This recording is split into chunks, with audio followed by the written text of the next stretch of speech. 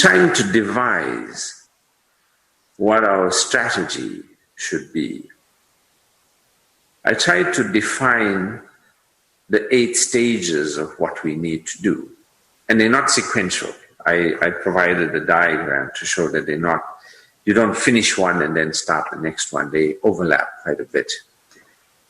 In looking at what is likely to happen after the lockdown, and we have no idea what it will be, but we can make some guesses what it might look like. And we are potentially going to see a rise in the cases. We're going to see what is happening to that green line. Is that green line still going to hover at the bottom, or is that green line going to take off? If you are a betting person, I would put my money on it taking off. I don't think we have much prospect of preventing it from taking off. Well, we're just not going to sit by and just let it take off.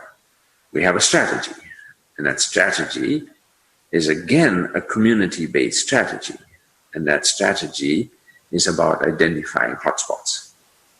We have put in place at the CSIR, and we did this actually on the first day I was appointed to chair this committee.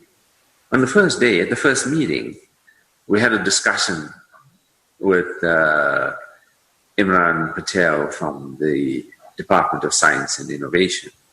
And he talked about the CSIR had this capability that was built actually for the World Cup.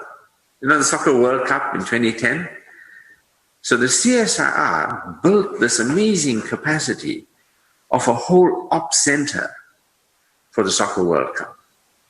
And it's basically walls full of television screens, huge maps of the country, various sets of data being shown. We can see everything there. I mean, I can tell you where the police stations are. I can tell you where the troops are moving. I can tell you whatever you want to know, it's on that screen. The thing that was missing from that screen is, where are the cases? And so that's what we've been doing now. So we've been putting the information into that system. So as part of the screening that is being done, we're using cell phone technology. So the community health workers have to enter the information on a cell phone. And when they press submit, the cell phone sends a location, not just that this person has been screened, but it sends a location.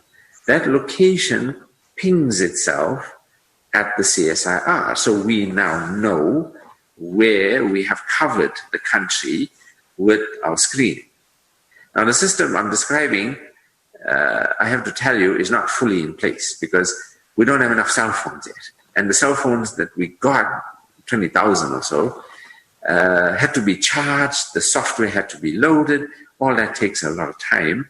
And so we started often with paper systems, but then as the cell phones have become available, they've now been dished out. So if you go to our ops center at the CSIR, at our fingertips, I can tell you where the hotspots are. I can tell you geographically where the cases are. I can tell you where we've covered with our screening. I can tell you where we have gaps. And when I talk about how are we going to tackle this problem, that's how we're going to tackle this problem. We're going to tackle it by using data. We're going to tackle it because we will have knowledge about where we are going at our fingertips, and so we can make smart decisions and try to keep one step ahead of this virus as much as we can. There's going to come a time where we can't. But until that point comes, our hotspot strategy should go some way to flattening that curve.